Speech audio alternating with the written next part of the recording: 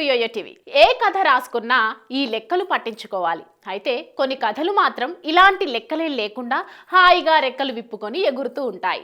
Divided బైలు, ఇంటూల గోల లేకుండా స్వేచ్ఛగా విహరిస్తూ ఉంటాయి.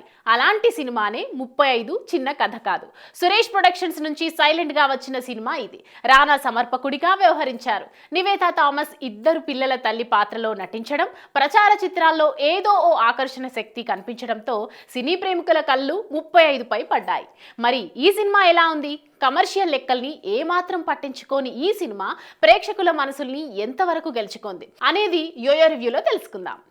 ఇక స్టోరీ విషయానికి వస్తే, సరస్వతి ప్రసాద్ భార్యాభర్తలు, తిరుపతిలో నివాసం. Prasad bus conductor, Saraswati 10th fail అయిన సాధారణ గృహిణి. ఇద్దరు పిల్లలు, పెద్దోడు అరుణ్, చిన్నోడు వరుణ్.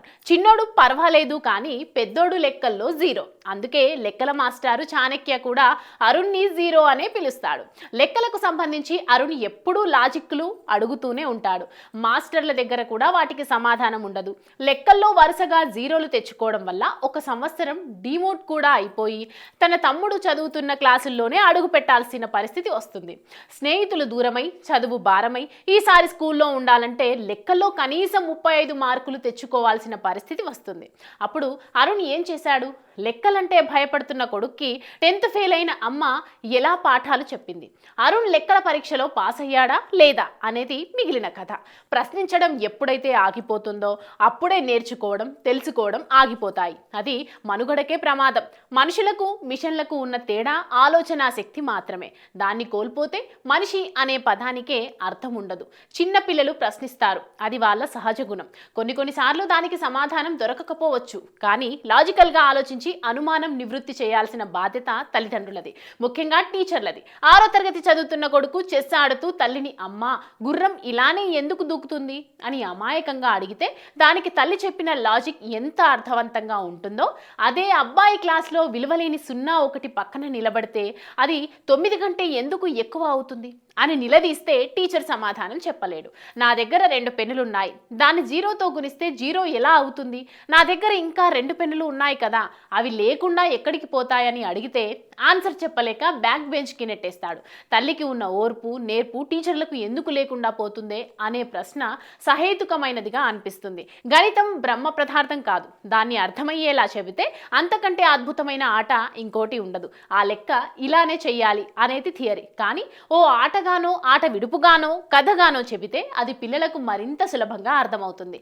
అప్పుడు లెక్కలంటే భయం పోతుంది. లెక్కలనే కాదు, లెక్కలే కాదు, ఏ సబ్జెక్ట్ అయినా ఇదే సూత్రం. పిల్లలకు లెక్కలు ఎలా చెప్పాలో చెప్పే సినిమా ఇది. లెక్కల్ని ఎలా అర్థం చేసుకోవాలో పిల్లలకు చెప్పిన కథ ఇది. ఆ లెక్కను చూస్తే 35కి 100 మార్కులు వేయొచ్చు. ఈ కథని కె విశ్వనాథ్ సినిమా స్టైల్లో ఓపెన్ చేశాడు దర్శకుడు.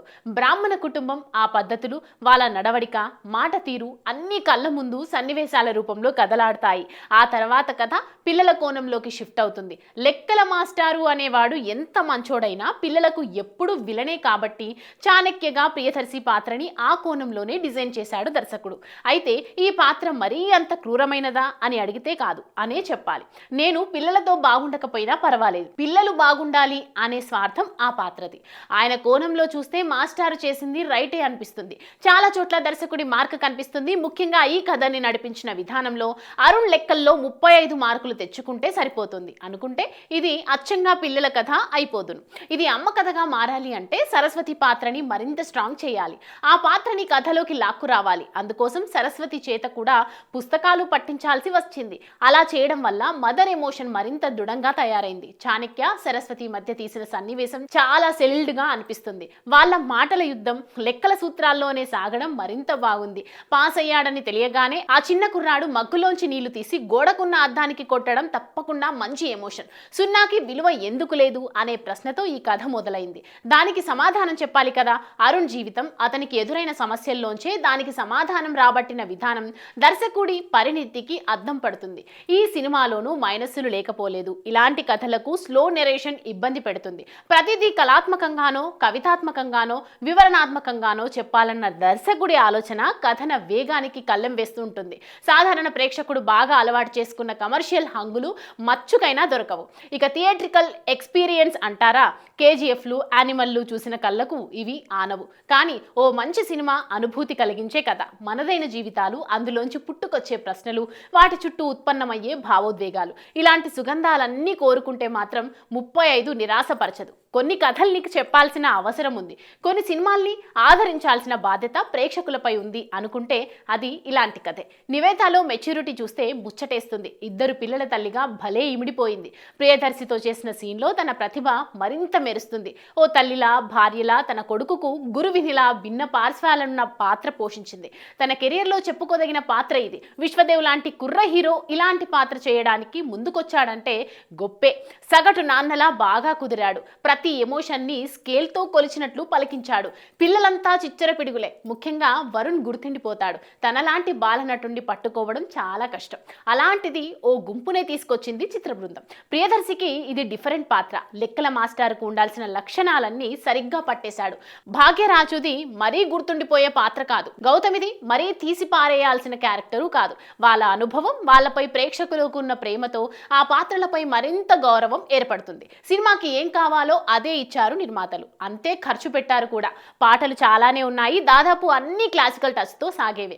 కథతో మమేకం అయిపోయాయి, దాదాపు అన్ని ఒకే ట్యూన్లో సాగాయా అని కూడా అనిపిస్తూ ఉంటుంది. మాటలు బాగా కుదిరాయి. బుర్రకెక్కాల్సిన చదువులు భుజాలకెక్కుతున్నాయి అనే డైలాగ్ బాగా రాశారు.